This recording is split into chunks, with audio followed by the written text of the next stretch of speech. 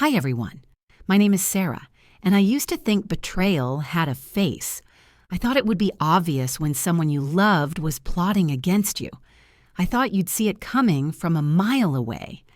But what I discovered is that sometimes the most devastating betrayal comes wearing a smile, wrapped in family gatherings and hidden behind the people who are supposed to love you most.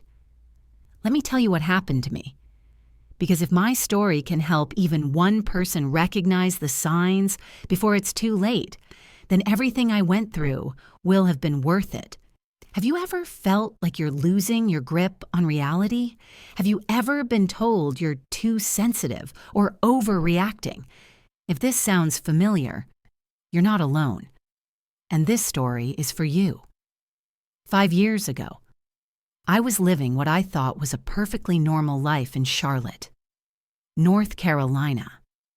I was married to Michael, a successful financial advisor who seemed to have everything figured out. We lived in a beautiful suburban home with white picket fences and perfectly manicured lawns. From the outside, we looked like the American dream.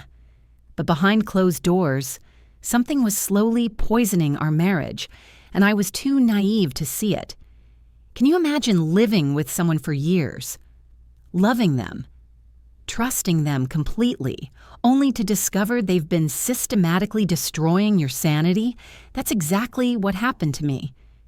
You see, Michael and I had been trying to have a baby for almost 4 years. 4 long, heartbreaking years of negative pregnancy tests, doctor visits, hormone treatments, and 2 devastating miscarriages that left me questioning everything about my body and my worth as a woman. The second miscarriage hit me particularly hard. I was 12 weeks along when we lost the baby, and instead of grieving together, Michael's response was cold and clinical. "Maybe we should stop telling people," he said the morning after we came home from the hospital. "It's embarrassing when these things don't work out." Embarrassing. That's the word he used to describe the loss of our child. Not heartbreaking, not devastating, not tragic, embarrassing. Like I had failed at some basic function and brought shame upon our family name. But I buried that pain deep down, telling myself he was just processing grief differently. That's what you do when you love someone, right? You make excuses for their cruelty and convince yourself it's really protection. Ladies, if this hits home for you, if you've ever found yourself making excuses for someone's cruel words, I want you to pay close attention to what I'm about to tell you. My sister Amanda was always there during these difficult times, or so I thought. She's 3 years younger than me, works in social media marketing, and has this incredible ability to make everyone in the room feel like they're the most important person in the world. She was the golden child growing up, the one who could do no wrong, the one who always had the perfect comeback, the perfect outfit, the perfect life trajectory. Amanda would come over with wine and tissues after each negative test, each failed cycle, each loss. She'd hold me while I cried and tell me that everything happens for a reason. She'd say things like, "When you finally have your rainbow baby, you'll appreciate it so much more because of everything you've been through." Looking back now, I realized she was studying me during those vulnerable moments. She was cataloging my pain, memorizing my fears, and filing away every tear for future use. But at the time, I thought she was being the perfect sister. The thing about gaslighting is that it doesn't happen overnight. It's not like someone flips a switch and suddenly you're living in an alternate reality. It's slow, methodical, and so subtle that you don't realize your perception of truth is being systematically dismantled until you're drowning in self-doubt. It started with small things. Michael would move my keys and then act confused when I couldn't find them. He'd schedule appointments for me and then act surprised when I showed up, claiming he never made them. He'd tell me I said things I was certain I never said, and then look at me with this concerned expression, like he was worried about my mental state. "Are you feeling okay lately?" he'd ask. his voice dripping with fake concern. "You seem scattered." Amanda would echo these concerns during our sister lunches. "You do seem a bit forgetful lately," she'd say, stirring her salad thoughtfully. "Maybe all the stress is getting to you more than you realize." They were building a narrative, and I was the unreliable narrator of my own life. Have you ever questioned your own memory so much that you started writing things down just to remember what really happened? Have you ever felt like you're going crazy, but everyone around you seems to think you're the problem? If you're nodding right now, please keep watching. This gets so much worse before it gets better. But then, something miraculous happened. After 4 years of trying, after 2 losses, after beginning to accept that maybe motherhood wasn't in my future, I saw those 2 pink lines again. This time, I didn't run to Michael with excitement. This time, I sat on the bathroom floor of our master suite and stared at that test for what felt like hours. I was pregnant. Really, truly pregnant. And for the first time in months, I felt a spark of hope that I thought had been permanently extinguished. But I didn't tell anyone. Not Michael, not Amanda, not even my best friend from college. Something in my gut told me to wait, to protect this fragile beginning until I felt stronger, until I was sure this pregnancy would stick. I told myself I was being cautious after our previous losses, but deep down, I think I knew something was wrong in my marriage. I just wasn't ready to admit it yet. I started paying attention to the small things, the subtle ways Michael had been undermining my reality for months, the way he'd contradict me in front of other people, then act like he was just correcting a simple mistake, the way he'd schedule things for me without asking, then get frustrated when I had conflicts, the way he'd tell stories about me to our friends that painted me as scattered and emotional. "Sarah's been so stressed lately," he'd say at dinner parties, his hand on my shoulder in what looked like a supportive gesture but felt more like a warning. "I'm worried about her. She's been forgetting things, getting confused about conversations we've had." And our friends would nod sympathetically, shooting me those pitying looks that said they thought I was falling apart. Meanwhile, Michael would squeeze my shoulder just a little too hard, his grip a silent reminder to play along with his version of reality. 3 weeks into my secret pregnancy, I was folding laundry in our bedroom when I reached into my purse to grab a grocery list I'd written earlier. My fingers brushed against something small and smooth, something that definitely hadn't been there when I left the house that morning. I pulled out a tiny black recording device, no bigger than a USB drive. My hands started shaking as I stared at this foreign object that had somehow found its way into my personal belongings. My first thought was that I was being paranoid, that there had to be some reasonable explanation. Maybe Michael had mentioned some work-related tech project and I'd forgotten. Maybe it had fallen out of someone's pocket at the coffee shop. But even as I tried to rationalize it away, my heart was pounding with the knowledge that this wasn't an accident. Someone had planted this device in my purse, and there was only one person who had regular access to my belongings. I sat on the floor surrounded by unfolded laundry, trying to remember every conversation I'd had in the past week, every place I'd been, every person I'd spoken to. How long had this thing been recording me? What had it captured? And more importantly, what was Michael planning to do with whatever information he'd gathered? I tucked the device back into my purse, my mind racing. I didn't confront him that night, or the next day, or even the rest of that week. What would you have done in that moment? Would you have confronted your husband immediately?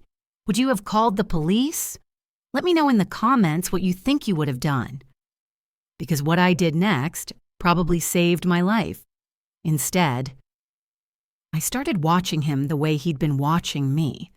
I started paying attention to the subtle ways he manipulated conversations, the leading questions he'd ask, the way he'd steer me towards certain topics. "Didn't you have that doctor's appointment coming up?" he asked one morning over breakfast, his tone casual but his eyes too focused. "What appointment?" I asked, genuinely confused. "You put it on the calendar," he said, pointing to our shared kitchen calendar. "Right there in your handwriting." I looked where he was pointing, and sure enough, there was an appointment written in blue ink for the following Tuesday. But I hadn't written it. I was certain I hadn't written it because I never put my medical appointments on our shared calendar. That was something I kept private, in my phone. "I didn't write that," I said slowly. Michael shrugged, pouring himself another cup of coffee. "Well, someone did. And it's your handwriting." But it wasn't my handwriting. It was close, but the way the A was formed, the slant of the letters, it wasn't quite right. Someone had practiced my handwriting well enough to fool a casual observer, but not well enough to fool me. That's when I realized this wasn't just about control or manipulation. This was a coordinated effort to make me question my own sanity, and Michael wasn't working alone. This is where the story gets truly terrifying. Guys, what I'm about to tell you next will make your blood run cold. Are you ready for this? The next Friday, Amanda called with one of her signature spontaneous invitations. "Hey sis, what are you doing next week? Mom and Dad want to do a family dinner thing. You know how they get when we don't all gather for a while." There was something different about her voice. Something I couldn't quite put my finger at first. It was too bright, too rehearsed, like she was reading from a script. "I might have something going on," I said vaguely, not wanting to commit to anything until I figured out what was happening to my life. "Oh, come on," Amanda laughed, but it sounded forced. "You work from home. You're probably in pajamas right now, scrolling through Netflix." She wasn't wrong about the pajamas. But there was something about the way she said it, something almost mocking in her tone that made my skin crawl. "You sound different," she continued, heavier somehow. "Are you feeling okay?" Heavier. That word hit me like a physical blow. Of course I sounded different. I was 8 weeks pregnant and terrified that my husband was trying to drive me insane. But how could she possibly know that something was different unless... "Just tired, I managed to say. "Well, come anyway. Everyone's been asking about you. Michael, too. We haven't seen you both together in forever." After we hung up, I sat with the phone in my lap, my heart racing. The conversation replayed in my mind, and I started noticing things I'd missed in the moment. The way she'd emphasized certain words, the way she'd brought up Michael unprompted, the way she'd commented on my voice sounding heavier. That night, after Michael went to bed early claiming a headache, I found myself lying on the living room couch, my hand instinctively resting on my still, flat stomach. I whispered to the quiet room, to the tiny life growing inside me, "I hope this time they believe you exist." But even as I said it, I felt a chill run down my spine. Because deep down, I was starting to suspect that the people closest to me didn't want this baby to exist at all. The recording device in my purse felt like it was burning a hole through the leather. Every conversation, every phone call, every private moment. How much had they heard? How long had they been building their case against me? I started thinking about all the small incidents over the past few months that I'd dismissed as coincidences or misunderstandings. The way Michael would ask seemingly innocent questions about my medical history when we were around other people. The way Amanda would make jokes about my dramatic tendencies whenever I expressed frustration or sadness about our fertility struggles. "Sarah's always been a bit of a performer," she'd say with a laugh that sounded affectionate but felt like a knife. Even when we were kids, she could work herself into tears over the smallest things. These comments were always delivered with a smile, always wrapped in the guise of sisterly teasing. but they were slowly building a narrative about my character.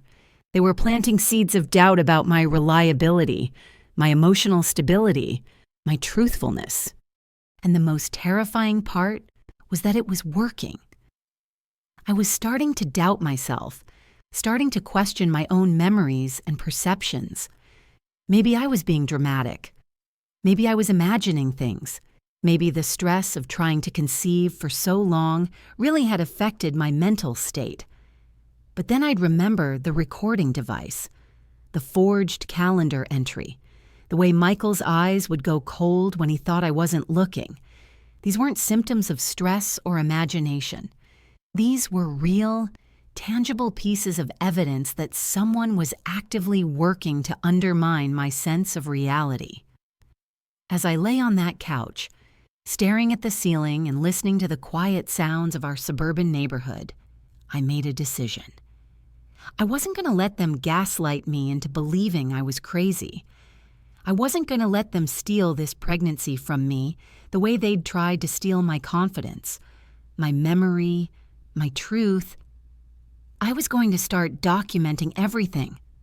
Every conversation, every incident, every subtle manipulation. If they wanted to play games with my reality, I was going to make sure I had evidence of the real story. Because something told me that things were about to get much worse before they got better. And when they did, I wanted to be ready. The family dinner was set for the following Friday, and as the days crept closer, I felt like I was preparing for battle rather than a casual meal with loved ones. I spent those days hyper-aware of every interaction with Michael, cataloging each suspicious moment, each subtle manipulation. On Tuesday morning, something happened that made my blood run cold. I was getting dressed for what I thought was a routine grocery run when Michael casually mentioned, "Don't forget about your appointment today." I froze, one arm halfway through my sweater sleeve. "What appointment?" "The one you wrote on the calendar," he said, not looking up from his phone. "The OB appointment, 2:30. My heart stopped. I'd never scheduled an OB appointment. I hadn't even told him I was pregnant yet. But sure enough, when I looked at our kitchen calendar, there it was in that same almost but not quite my handwriting. OB, 2:30 p.m., Dr. Martinez. "I didn't schedule that," I said carefully, watching his face for any reaction. Michael finally looked up, his expression perfectly crafted concern. "Sarah, honey, you've been so forgetful lately. You called yesterday and scheduled it. Don't you remember? You were worried about some symptoms you've been having." The gaslighting was so smooth, so practiced, that for a moment I almost believed him. Almost. But I knew with absolute certainty that I hadn't made that call, hadn't scheduled that appointment, and definitely hadn't told him about any pregnancy symptoms. "What symptoms did I mention?" I asked, my voice steady despite my racing pulse. "Oh, you know." He waved his hand dismissively. "The usual stuff. Nausea, fatigue, mood swings. You said you wanted to get checked out just to be safe." He was fishing. He knew I was pregnant, but he didn't know that I knew he knew. This was a test, a trap, and I was walking right into it. "Right," I said slowly. "Of course, I must have forgotten." The smile that crossed his face was triumphant, but he tried to hide it behind fake concern. "It's okay, babe. Stress does that to people. Why don't I drive you to the appointment? I can wait in the car." Every fiber of my being screamed danger, but I nodded. That would be nice. The drive to Dr. Martinez's office was silent except for the soft jazz playing on the radio. Michael's hands gripped the steering wheel with white knuckles, and I noticed he kept glancing at me in his peripheral vision, like he was waiting for something. When we arrived at the medical building, I was shocked to discover that someone had actually made an appointment in my name. The receptionist smiled brightly when I checked in, as if this were perfectly normal. "Mrs. Henderson, right on time for your consultation. Dr. Martinez is looking forward to seeing you."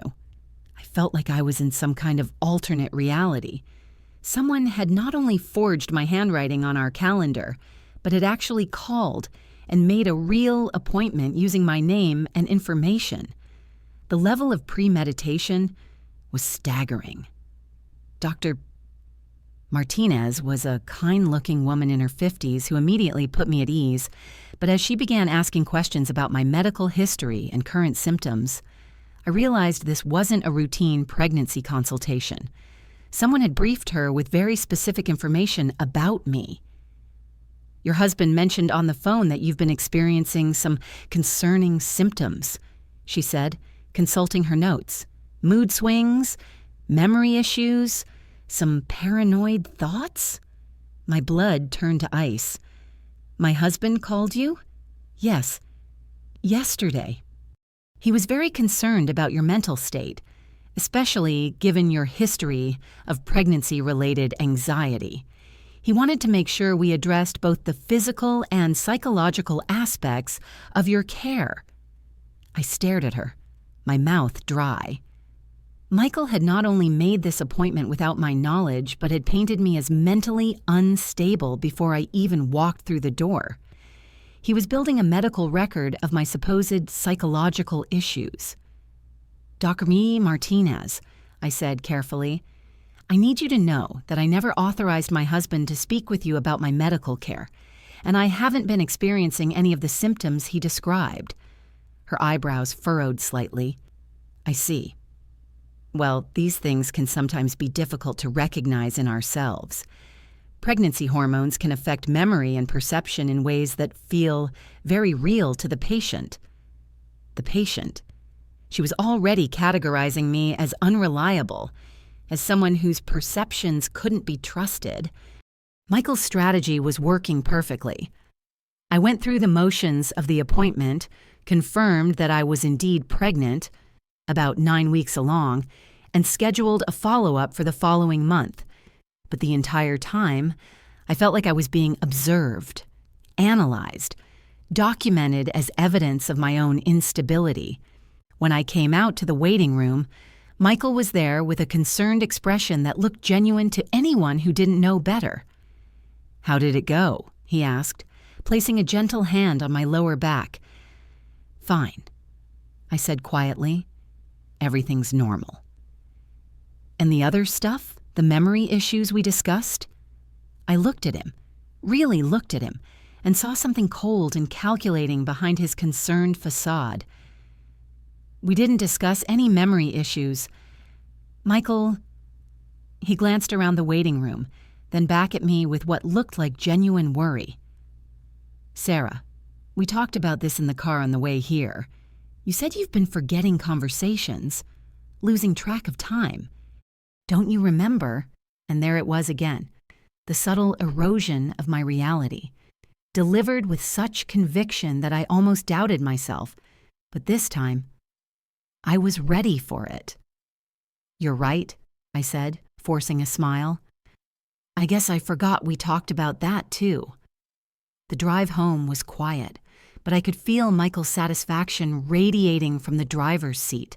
He thought he was winning.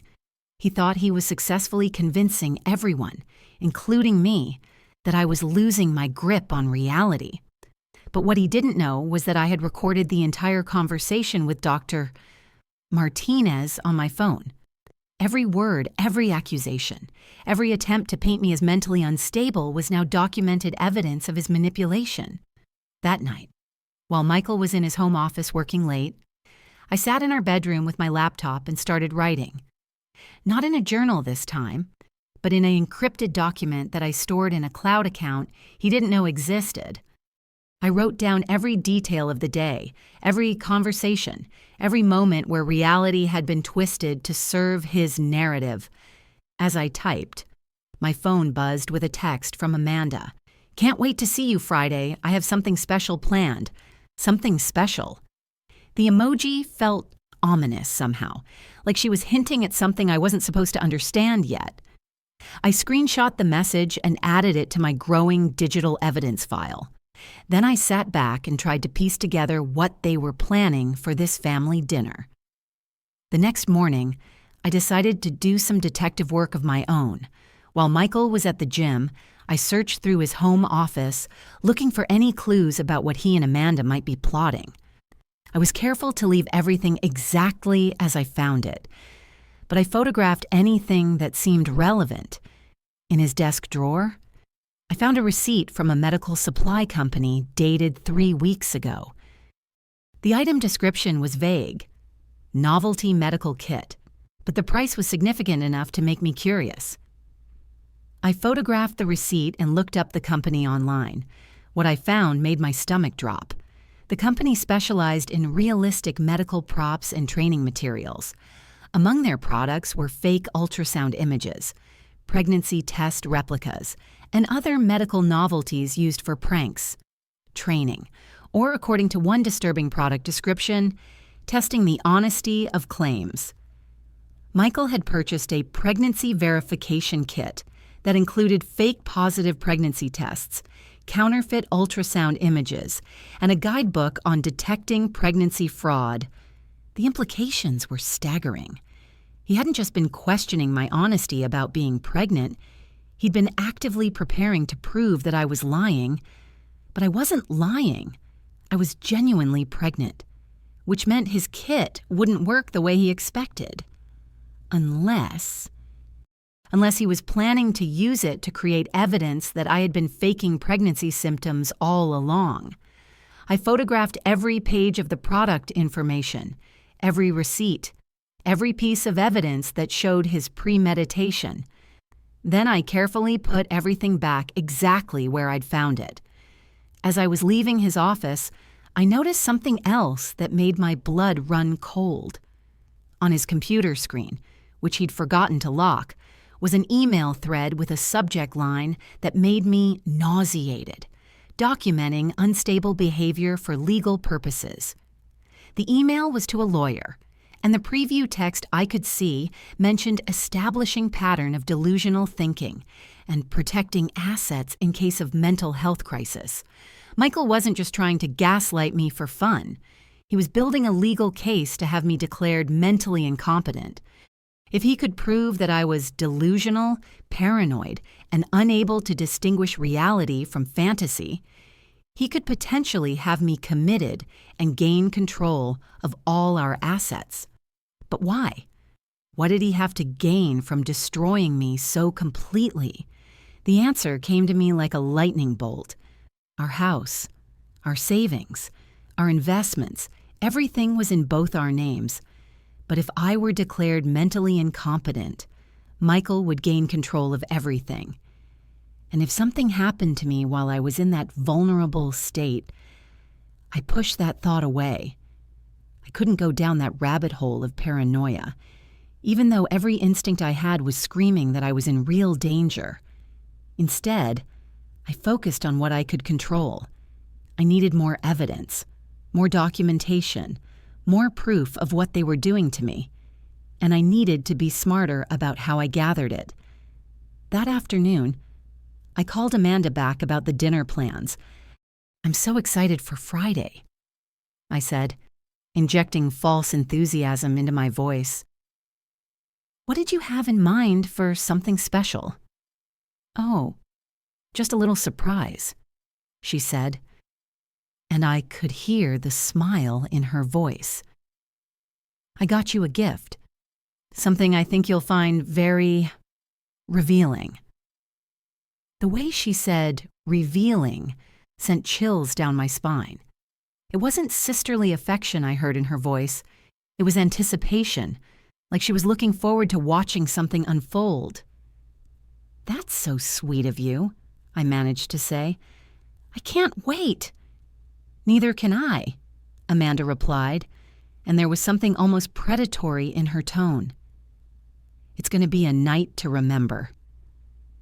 After we hung up, I sat staring at my phone, trying to decode the subtext of our conversation.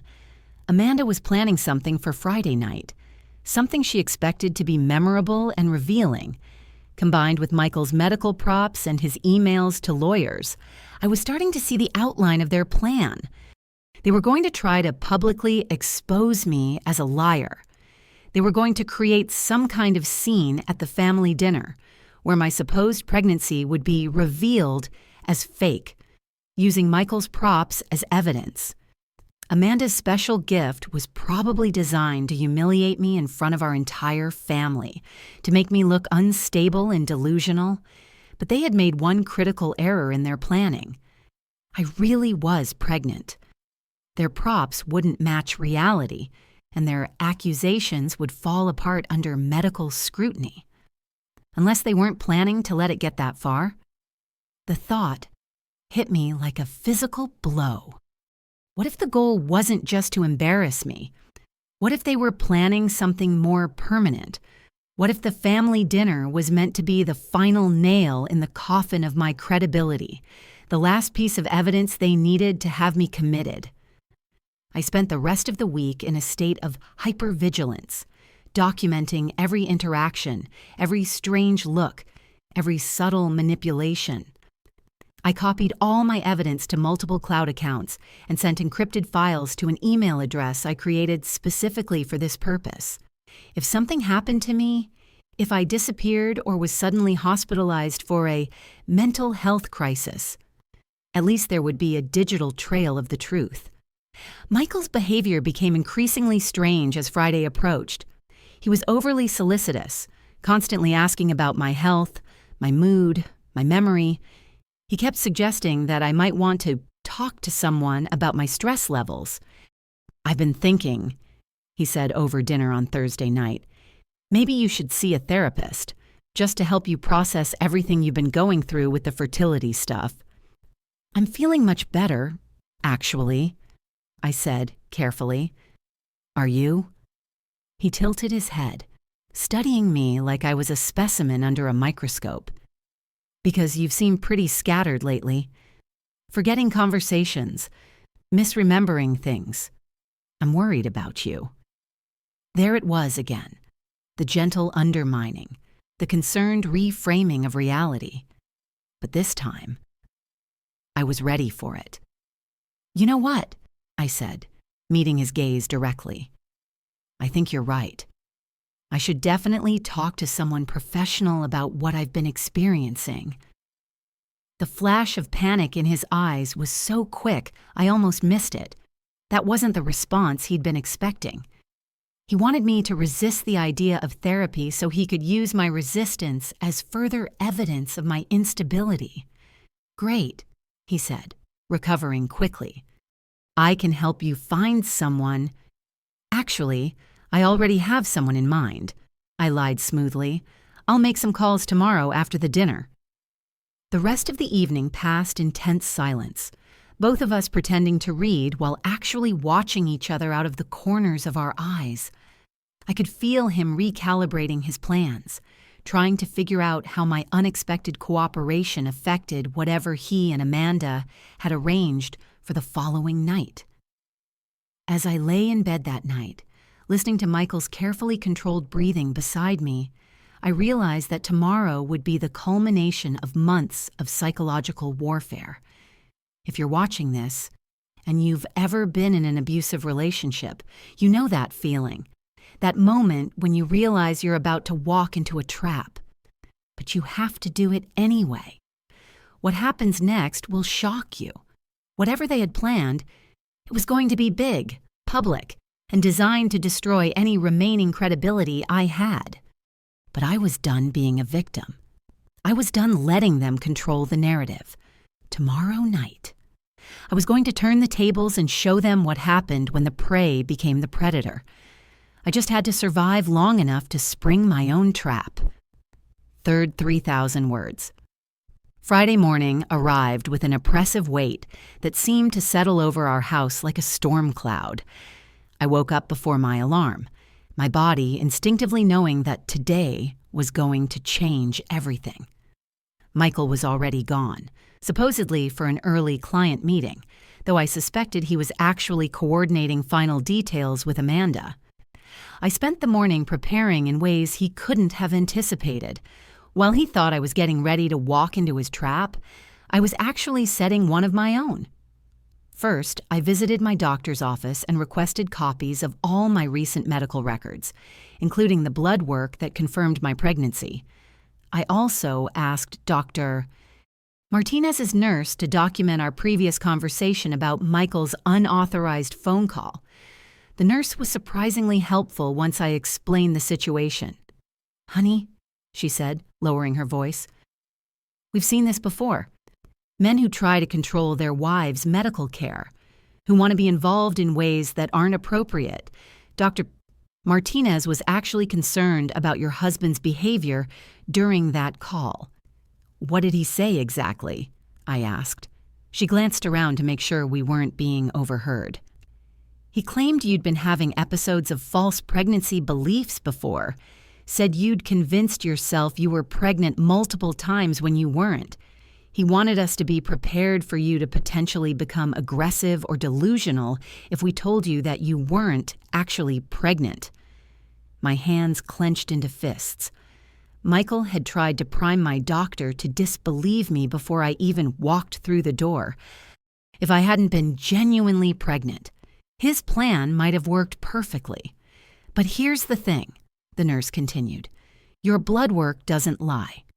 You are absolutely, unequivocally pregnant, about 10 weeks along now, and Dr.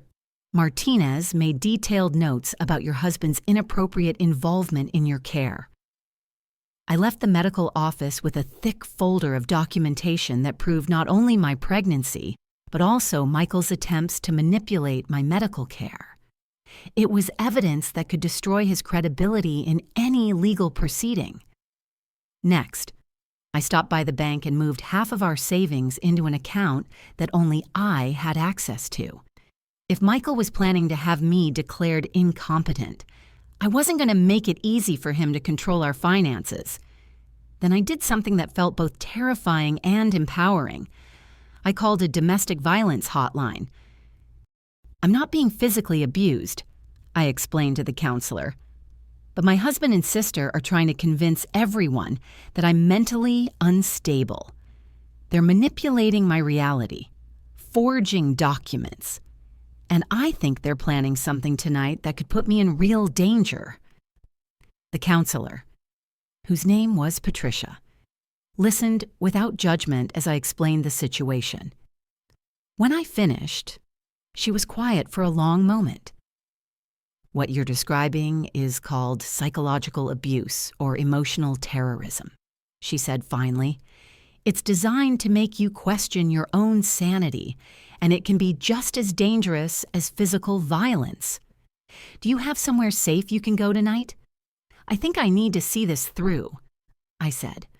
"I have evidence of what they're doing, and if I can get them to reveal their plan in front of witnesses, I might be able to stop this once and for all." "That's very dangerous," Patricia warned. "People who are willing to go to these lengths to control someone can become violent when their plans are threatened." She gave me the number for a local women's shelter and made me promise to call if I felt unsafe. She also connected me with a lawyer who specialized in psychological abuse cases. The lawyer, Jennifer Chen, agreed to meet with me that afternoon. When I showed her my evidence, the recordings, the medical receipts, the forged calendar entries, the emails to lawyers, her expression grew increasingly grim.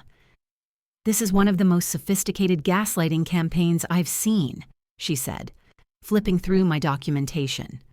"Your husband isn't just trying to control you. He's trying to systematically destroy your credibility so thoroughly that no one will ever believe you again." "What would be his endgame?" I asked. Jennifer leaned back in her chair, her expression serious. "Best case scenario. He's planning to divorce you and wants to avoid paying alimony by painting you as mentally unstable. Worst case scenario. He's planning to have you involuntarily committed to a psychiatric facility, which would give him power of attorney over all your assets. And if something happened to me while I was committed, he'd inherit everything." The words hung in the air between us like a death sentence.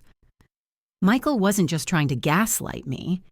He was potentially planning to kill me, using the mental health system as his weapon. "What do I do?" I asked. "Document everything that happens tonight," Jennifer said, handing me a small recording device. "Get them to admit their plan on tape, and whatever you do, don't let them isolate you." Ladies, this is crucial advice for anyone in a toxic situation. Always document everything. Screenshot those texts, save those voicemails, record those conversations. Evidence is your lifeline. Trust me on this. Stay around other people as much as possible. By the time I got home, it was late afternoon and Michael was back from his client meeting. He was in an unusually good mood, humming while he got ready for the dinner. "You seem happy," I observed. "Just looking forward to seeing the family," he said. But there was something predatory in his smile. "I think tonight is going to be very illuminating." I spent extra time getting ready, partly to calm my nerves and partly to give myself time to strategically place Jennifer's recording device in my purse alongside the one I'd found earlier. If Michael was recording me, I was going to return the favor. Amanda had asked us to arrive at our parents' house at 6:30. As we pulled into the familiar driveway, I noticed several cars I didn't recognize. This wasn't going to be the intimate family dinner I'd expected. "Looks like Amanda invited some extra people," I said. "Yeah, she mentioned she wanted to make it special," Michael replied. And again, I heard that undertone of anticipation that made my skin crawl. Inside, I discovered that Amanda hadn't just invited extra family members. She'd invited our parents' neighbors, family friends, and even some people I didn't recognize at all. It was like she'd assembled an audience for whatever performance she had planned. "Sarah!"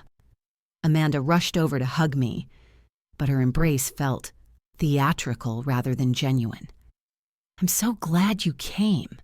You look different tonight. Glowing almost." The emphasis on glowing felt loaded with meaning. Several people nearby turned to look at me with knowing smiles, as if they were in on some joke I didn't understand yet. "Thank you," I said carefully. "It's nice to see everyone." The first hour of the evening passed normally enough. People mingled, shared appetizers, caught up on family news, but I noticed that Amanda kept steering conversations toward me, asking leading questions about my health, my stress levels, my emotional state. "Sarah's been going through such a difficult time," she announced to a group of family friends. "The fertility struggles have been so hard on her. Sometimes I worry about how she's coping mentally." There it was, the subtle poisoning of the well, the careful planting of seeds that would make everyone view my behavior through the lens of suspected mental instability. Michael played his part perfectly, nodding with concerned husband gravitas. "We're looking into counseling options," he said. "I think the stress might be affecting her more than she realizes." I smiled and nodded along, playing the role of the fragile wife, but inside I was seething. They were so confident in their plan, so sure that I was walking blind into their trap. Around 8 o'clock, Amanda called everyone to attention. "Before we eat, I have a special gift from my sister. Something I've been saving for just the right moment." What came next is the reason I'm making this video. What happened in that room changed everything. If you've made it this far, please don't stop watching now. This is where I finally turn the tables. She disappeared into the kitchen and returned with a beautifully wrapped box, pink and white with an elaborate bow. The crowd gathered around as she presented it to me with great ceremony. "This is for you, Sarah. I hope it brings you clarity." My hands trembled slightly as I unwrapped the box, not from nervousness, but from barely contained rage. Inside was a collection of items that made my blood run cold: a home pregnancy test, a packet of fake positive results, and a book titled Dealing with False Pregnancy Syndrome. The room went silent as everyone processed what they were seeing. Amanda's voice broke the silence, dripping with fake concern. "I found these things in Sarah's car last week when I borrowed it," she said. "I've been so worried about her. I think she's been manufacturing symptoms, creating false positives to convince herself and everyone else that she's pregnant when she's not." The gasps and murmurs from the crowd were exactly what she'd been hoping for. I could see the pity and concern in their faces, the way they were looking at me like I was a fragile bird with a broken wing. But instead of breaking down or protesting my innocence, I did something they weren't expecting. I smiled. You see, they thought they had cornered me. But what they didn't know was that I had been 3 steps ahead of them for weeks. What I did next is exactly why you should never underestimate a woman who's done with your manipulation. "That's fascinating, Amanda," I said, my voice steady and clear, "because I've never seen any of these items before in my life. But you know what I do have?" I reached into my purse and pulled out my phone, along with the recording device Jennifer had given me. "I have evidence of everything you and Michael have been planning." The color drained from Amanda's face, but she tried to maintain her concerned sister act. "Sarah, honey, I think you're having another episode. Maybe we should call someone to help you." "Like who?" I asked. "Like the lawyer Michael's been emailing about having me declared mentally incompetent? Or maybe the medical supply company where he bought fake pregnancy materials 3 weeks ago?" I started playing the recording I'd made of Michael at the doctor's office, his voice clearly audible as he lied to medical professionals about my mental state. Then I showed the receipt for his pregnancy verification kit, along with screenshots of the product descriptions. The room was dead silent now, everyone staring at Michael and Amanda as the scope of their deception became clear. "You want to know what's really in my car, Amanda?" I continued. "Medical records proving that I am actually pregnant, 11 weeks along, blood work that doesn't lie, unlike everything you've put in this gift box." Michael tried to interrupt, but I wasn't finished. "I also have recordings of every conversation where you two have tried to manipulate my reality, forged calendar entries, unauthorized medical consultations, and emails to lawyers about protecting assets from your mentally unstable wife. Did you really think I wouldn't figure it out?" The crowd was now looking at Michael and Amanda with horror rather than pity. Our mother stepped forward, her face pale with shock. "Is this true?" she asked Amanda. "Have you been lying about your sister?"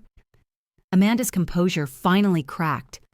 "She's always been dramatic. She's always exaggerated everything. I was just trying to help everyone see what she's really like." "By planting fake evidence and coordinating with her husband to gaslight her?" Our father's voice was cold with anger. "By trying to convince everyone she's mentally ill?" Michael finally found his voice, but it was too late. "This is all taken out of context. Sarah's been having episodes, creating elaborate fantasies. You can't trust anything she says." I pulled out my medical records and handed them to my mother. "Mom, these are from Dr. Martinez's office. They confirm my pregnancy and document Michael's unauthorized attempts to interfere with my medical care. They also note his attempts to convince my doctor that I was delusional before I even arrived for my appointment." As my mother read through the documents, her expression shifted from confusion to fury. "Michael, did you really call Sarah's doctor and lie about her mental state?" "I was concerned about her behavior." "You were building a case," I interrupted. "A case to have me committed so you could control our assets. And when that didn't work fast enough, you and Amanda decided to publicly humiliate me instead." The room erupted in angry voices as family members began to understand the full scope of what had been happening. Amanda tried to deflect, claiming she'd been trying to help, but the evidence was overwhelming. Michael made one last desperate attempt to regain control. You're all being manipulated by her right now. She's having a psychotic break. We need to call for help." That's when I played my final card. I pulled out the small recording device I'd found in my purse weeks earlier, the one Michael had planted to spy on me. "This is the device you put in my purse to record my private conversations," I said, holding it up for everyone to see. But it recorded something you probably didn't expect.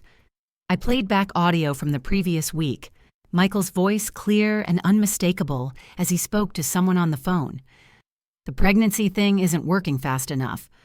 We need to accelerate the timeline. If we can get her to have a public breakdown at the family dinner, we'll have witnesses to her instability." The voice responding was Amanda's.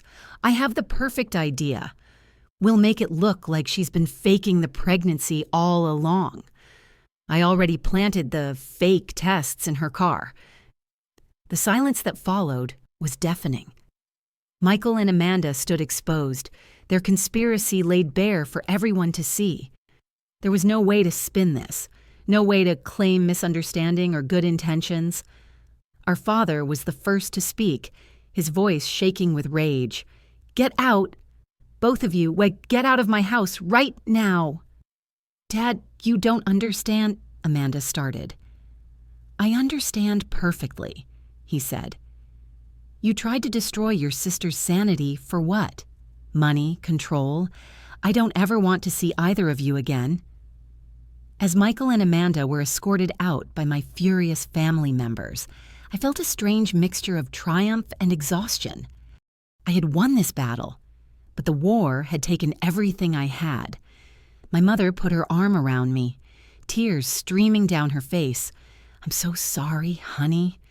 We should have seen what was happening. We should have protected you. It's not your fault," I said. They were very good at what they did. They almost had me convinced I was losing my mind. But even as I accepted my family's apologies and support, I knew this wasn't over. Michael and Amanda wouldn't just disappear quietly. They'd been exposed and humiliated, which made them more dangerous than ever. As I drove home alone that night, Michael had left with Amanda, unable to face me. I realized that while I'd won this battle, the real fight was just beginning. The house felt different when I walked through the door that night. It wasn't just that Michael was gone, it was that the oppressive weight of constant surveillance and manipulation had lifted. For the first time in months, I could breathe freely in my own home. But I wasn't naive enough to think this was over. People like Michael and Amanda don't just accept defeat and walk away. They regroup, they strategize, and they come back harder. I had maybe 48 hours before they launched their counterattack. I spent that first night securing everything I could. I changed all the passwords on our shared accounts, documented every piece of evidence I'd gathered, and sent copies to Jennifer Chen and 3 other locations. I also installed new locks on the doors and a security system that only I controlled. The next morning brought the first wave of their retaliation. I woke up to 17 missed calls and 43 text messages, not from Michael or Amanda directly, but from people I barely knew, distant relatives, old college acquaintances, even some of Michael's business associates. The messages were all variations of the same theme. "I heard about your breakdown last night. Are you getting help? And Michael is so worried about you. Maybe you should listen to him." They had spent the night working the phones, spinning their own version of events. In their story, I was the unstable one who had orchestrated an elaborate persecution fantasy, complete with fabricated evidence and manipulated recordings. They painted themselves as concerned family members trying to help someone in the midst of a mental health crisis. But I was ready for this too. I had prepared a detailed account of everything that had happened, complete with timestamps, evidence, and witness statements from the family members who had been present at the dinner. I sent this information to everyone who had contacted me, along with copies of the most damning evidence. The fake pregnancy test receipt, The recording of Michael lying to my doctor. Amanda's confession on tape. These weren't things that could be explained away or reinterpreted. They were cold, hard facts that demolished any attempt to paint me as the villain in this story. By noon, the narrative had shifted. People who had initially been sympathetic to Michael and Amanda started asking harder questions. How do you fake a receipt from a medical supply company? How do you manipulate someone's voice on a recording? How do you forge medical records from a doctor's office? The answer was simple. You don't. The evidence was real, and their attempts to discredit it only made them look more guilty. But the real turning point came when my neighbor, Mrs. Patterson, knocked on my door around 2 o'clock that afternoon. She was a retired school principal in her 70s, the kind of woman who noticed everything that happened in the neighborhood but rarely gossiped.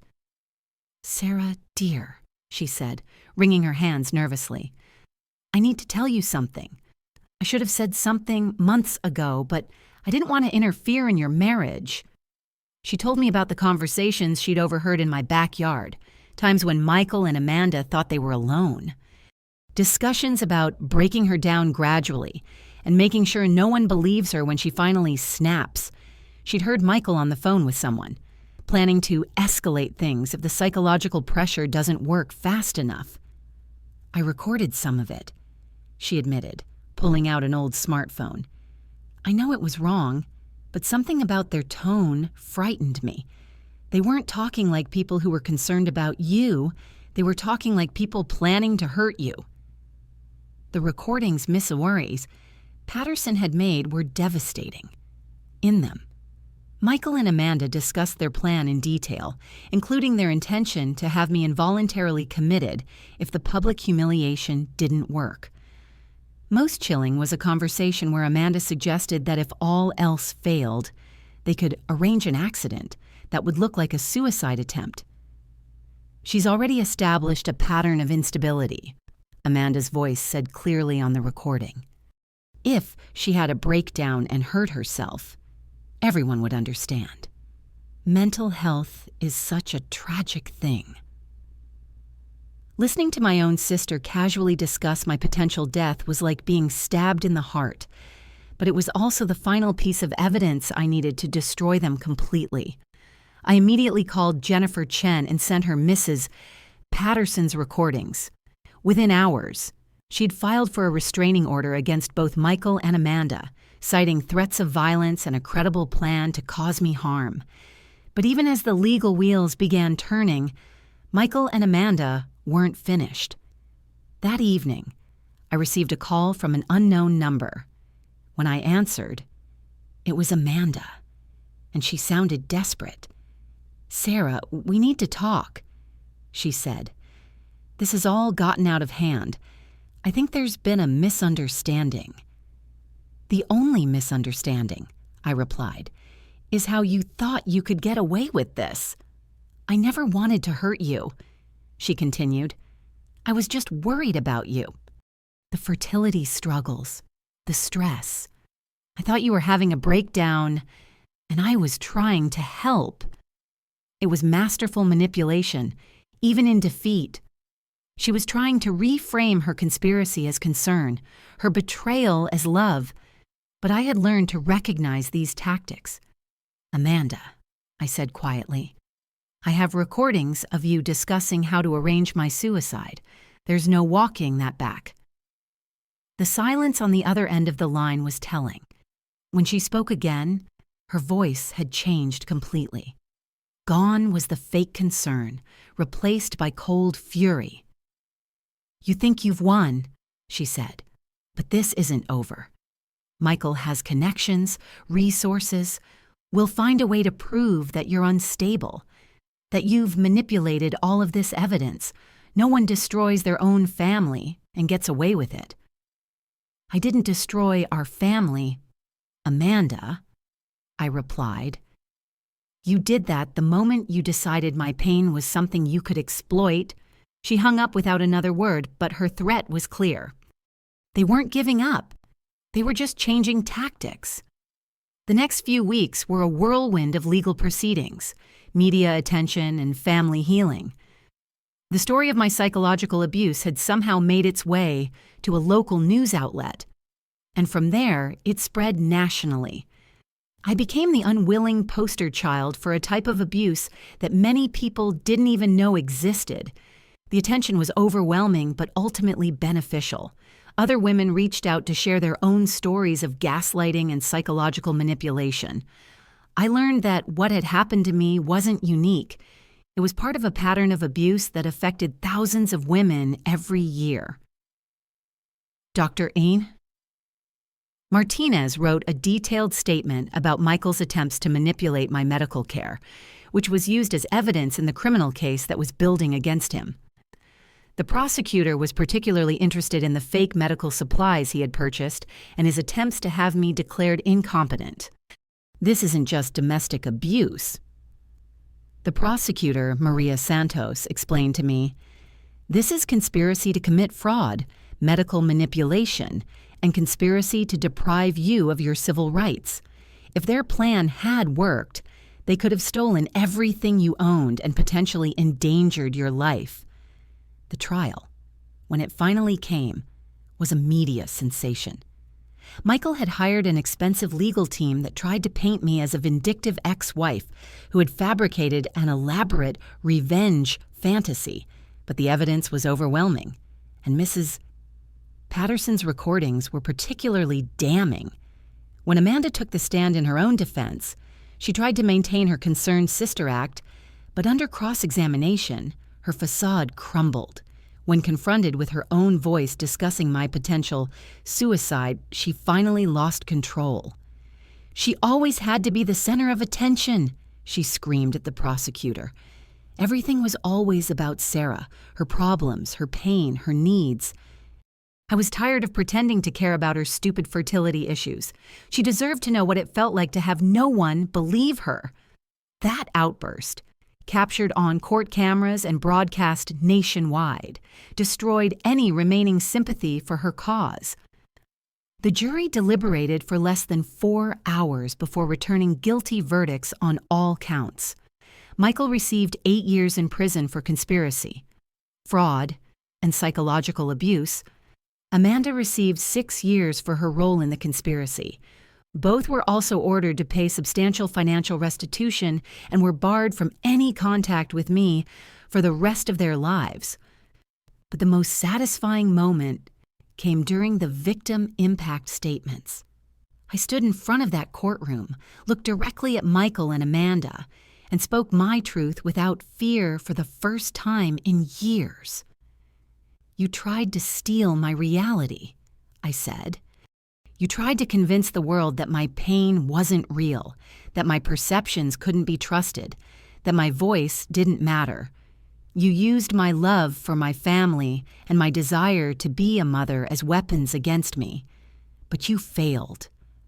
Not only did you fail to break me, you made me stronger than I ever thought possible." I paused, my hand instinctively moving to my growing belly. I was now 22 weeks pregnant, and the baby was healthy and strong. This child will grow up knowing that truth matters, that reality matters, and that sometimes the people who claim to love you are the ones you need to fight the hardest. They'll know that survival isn't just about enduring abuse. It's about finding the courage to fight back. As I spoke those words, I saw something in Michael's eyes that I had never seen before, genuine remorse, not for what he had done to me, but for the fact that he had lost. Amanda, on the other hand, looked at me with pure hatred, even in defeat. After the trial, I started a nonprofit organization dedicated to helping women recognize and escape psychological abuse. If you're watching this and you recognize yourself in my story, please know that help is available. I'll put the links to resources in the description below. You don't have to face this alone. We called it Trust Your Truth. And within a year, we were helping hundreds of women document abuse, gather evidence, and rebuild their lives. I also wrote a book about my experience, which became a bestseller and was eventually adapted into a documentary. The title was simple: The Face of Betrayal: How I Survived My Family's Conspiracy. But perhaps the most important thing that came out of this experience was my daughter. Emma was born healthy and perfect, and she became the light that guided me through the darkest moments of my recovery. When she was old enough to understand, I told her the truth about what had happened before she was born. I explained how some people had tried to hurt us, but that we had survived because we fought back with truth and evidence and courage. "Will they ever try to hurt us again?" she asked me once, when she was about 7 years old. "They can't," I told her.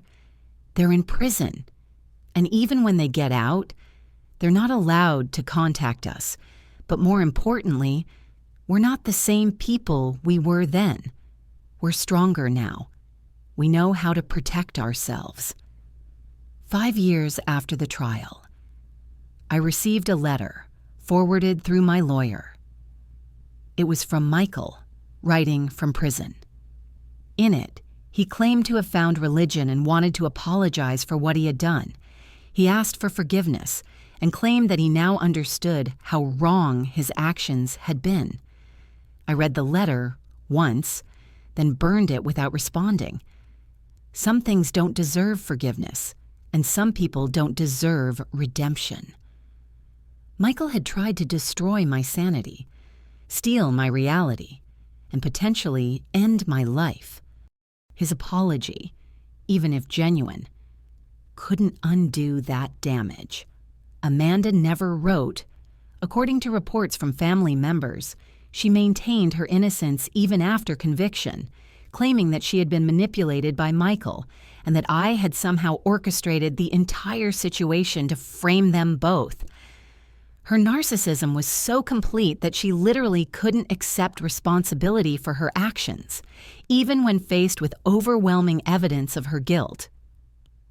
Today, as I write this story, Emma is 10 years old and we live in a beautiful house across the country from where all of this happened. I remarried 3 years ago to a man named David, who knew my whole story before our first date and loved me anyway. He's the kind of man who celebrates my strength rather than trying to diminish it, who encourages my voice rather than silencing it. Sometimes people ask me if I regret fighting back, if I wish I had just quietly divorced Michael and moved on with my life. The answer is always no. And here's why I'm sharing this story with all of you today, why I'm being so vulnerable and putting my trauma out there for the world to see. Fighting back wasn't just about saving myself. It was about saving every woman who might have fallen victim to their schemes in the future. It was about proving that psychological abuse is real, that gaslighting is a crime, and that victims can become survivors. But most importantly, it was about teaching my daughter that her reality matters, that her voice deserves to be heard, and that she should never let anyone convince her that her perceptions can't be trusted. The face of betrayal, I learned, isn't always obvious. Sometimes it wears the mask of love, concern, or family loyalty. Sometimes it comes from the people who should protect you, who claim to care about you, who share your DNA. But here's what I also learned. Betrayal only has power over you if you let it. Once you recognize it for what it is, once you start documenting it and fighting back against it, it loses its ability to control you. To anyone watching this who has ever felt like they're losing their grip on reality, who has ever been told they're too sensitive or too dramatic or too emotional, trust yourself. Your perceptions matter. Your reality is valid. And if someone is working to convince you otherwise, ask yourself what they have to gain from your confusion. Document everything. Save every text, every email, every recording. Build your case methodically and carefully. Find allies who believe you and professionals who can help you. And remember that surviving abuse isn't just about enduring it, it's about fighting back and reclaiming your truth. The face of betrayal may be familiar, but the face of survival can be yours. If this story resonated with you, if you've experienced something similar, or if you know someone who has, please share it. Help us break the silence around psychological abuse. Help us show other survivors that they're not alone, they're not crazy, and they're not powerless. Your truth matters. Your voice matters. And you matter. Fight back. Survive. Thrive. And never, ever let anyone convince you that your reality isn't real. Before you go, I need to ask you something crucial. If this story resonated with you, if it helped you recognize red flags in your own life, or if you know someone who desperately needs to hear this message, please share this video. Your share could literally save someone's life. Hit that like button if this opened your eyes to something new, if it made you think differently about psychological abuse, or if Sarah's courage inspired you to trust your own instincts. Every like helps YouTube show this story to more people who need to see it. And in the comments below, I want to hear from you. Have you ever experienced gaslighting? What signs did you notice first? How did you know something was wrong? Your story in the comments could be the breakthrough moment for someone else watching this video. I read every single comment, and I respond to as many as I can. Also, tell me, what would you have done differently in Sarah's situation? At what point would you have realized something was wrong? Would you have confronted Michael about the recording device, or would you have stayed quiet like Sarah did? There's no wrong answer here. I just want to understand how different people would handle this terrifying situation. If you want to hear more stories like this, stories about survival, courage, and women who refuse to be broken, hit that subscribe button and ring the notification bell. I post new content every Tuesday about toxic relationships, psychological abuse, narcissistic manipulation, and most importantly, how to protect yourself and fight back. For those of you who are currently experiencing something similar to what Sarah went through, I'm putting links to crisis resources, domestic violence hotlines, and psychological abuse support groups in the description below. You don't have to suffer in silence. You don't have to question your own sanity. Help is available, and you deserve to be believed. Remember what Sarah learned the hard way. Your truth matters. Your voice deserves to be heard, and you are so much stronger than the people trying to break you. Realize. Trust your instincts. Document everything. And never, ever let anyone convince you that your reality isn't real. Thank you for watching. Thank you for caring. And thank you for being part of a community that believes survivors. I'll see you in the next video. And until then, stay strong and trust yourself. You've got this.